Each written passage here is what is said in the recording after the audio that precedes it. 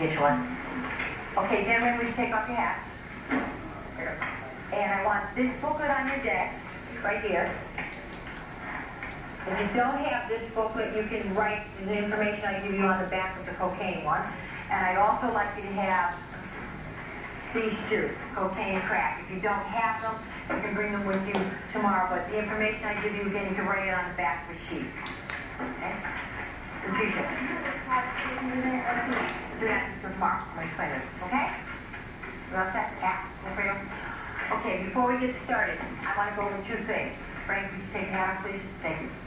Let's talk about your project. I have most of your projects over there, which I will get back to at the end of the period. And I want to explain to you how I graded them.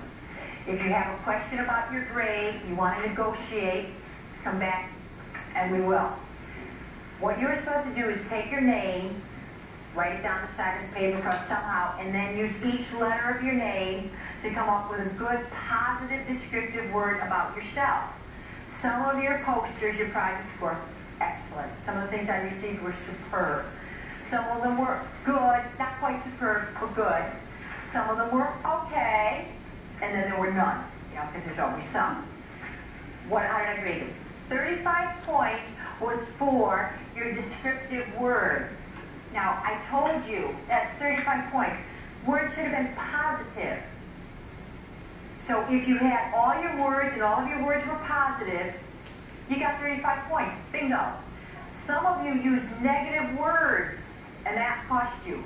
Some of you also had horrible spelling, and that cost you. Write the word correctly, okay? So that was the first thing. Then you got 35 points for creativity. Now, I told you do something creative with it. I know some of you are not artsy people. Some of you can't draw. I can't draw. You know that. So you don't have to do beautiful artistic work. But you could have cut pictures out of magazines or newspapers, or you could have drawn, even if you drew little flowers on there, as some people did, whatever, to make it colorful. And that got you 35 points. In all, I'd say probably out of 200 projects, maybe 6 or 8 of them were very artistic. Obviously, people were very talented. But the rest of them were not. It was just a matter of people taking some really nice pictures, cutting them out, putting them out neatly, newspaper comments, etc. You almost organized here? Okay, get settled, okay? That was 35 points. 25 points was neatness.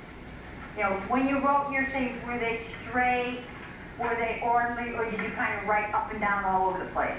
That was important. And the last 5 points, the other, is you got 5 points if you did it. So if you did it, you automatically started off with those 5 points. And I will give them back to you at the end. It's worth a test grade. Like I said, the majority of the ones that came through here were very, very nicely done. I was very, very impressed. I think they were excellent. Second thing is the extra credit. Somebody, by the way, did an extra credit assignment, put it on a white sheet of paper. Okay, I didn't put a name on it, so I have no idea whose paper it is. So if you did one of those, you might want to check with me at the end. You had 2 extra credit assignments. The first extra credit assignment was cleaning out the medicine cabinet, and that was worth 2 points added onto your grade. The article was worth 3 points. So if you did, you may say, well, that's all, but here's what happens. If you did the 2 extra credit assignments, and they were done fairly well, and anyone who did them got the credit, that is 5 points I will add on to your term grade. So if your average at the end of the term is a 75, which is a C, and you did those 2 things, you just got yourself a B. And that's almost like giving you a grade. So a lot of you did the extra credit assignments, and that was good. Okay? Any questions on that? Well, that was due last week. That's where you had to find 3 articles in the newspaper, and then write a summary. Just read the article, and then write the summary.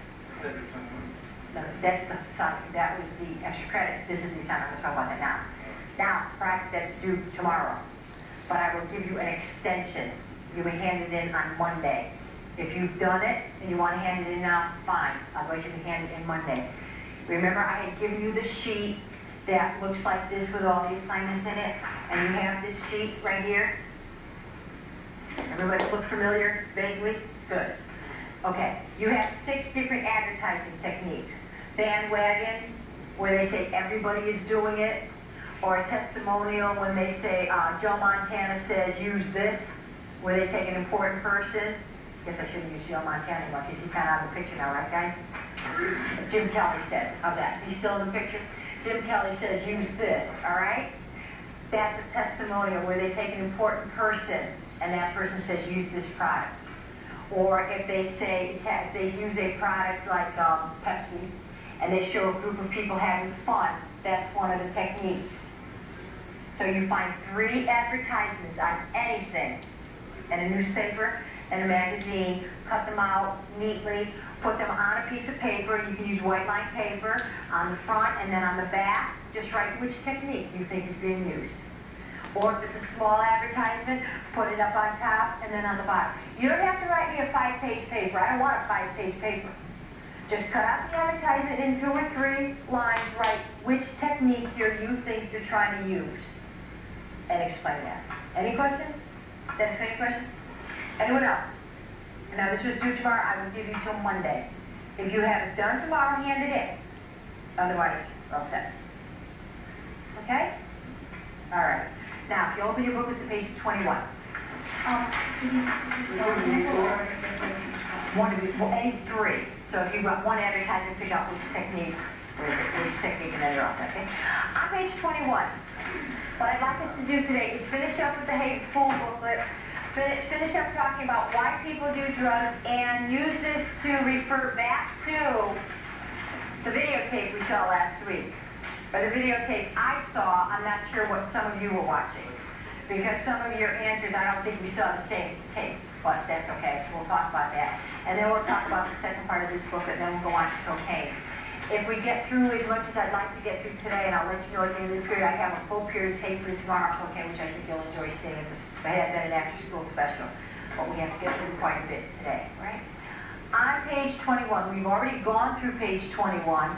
We had gone through each section, look over your booklets, and we talked about the different reasons why people use drugs. Notice we have them categorized into emotional reasons, physical reasons, social reasons, and the intellectual reasons. And we had picked out in each category what we thought were key reasons why people did the drugs. We did that the last time. Now I'd like to talk about the videotape. Remember the 3 people in the videotape? Felipe? Okay. The drunk driving. Jill, using the cocaine at the party. And the little kid, Eddie, using what? Which drug did he use? Crack.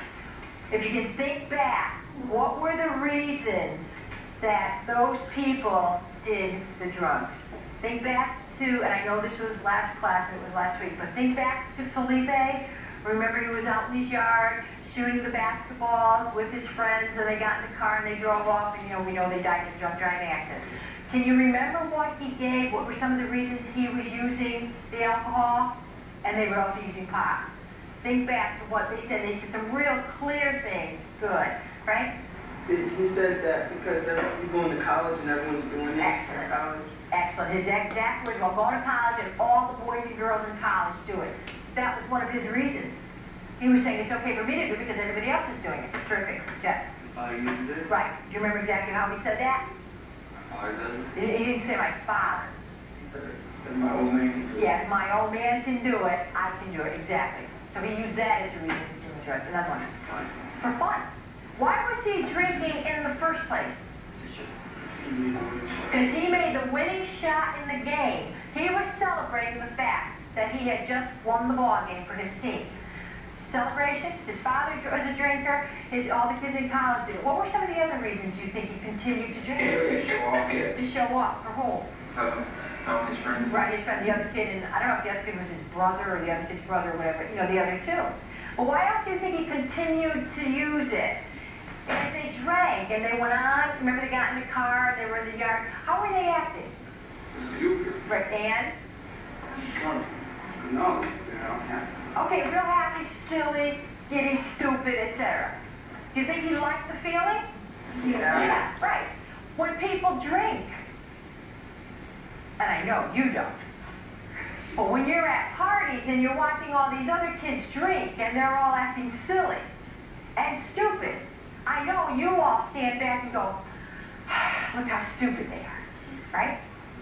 How many of you know people who drink more because they are acting silly and stupid? How many of you have been to these parties where you've seen people act like that? And the more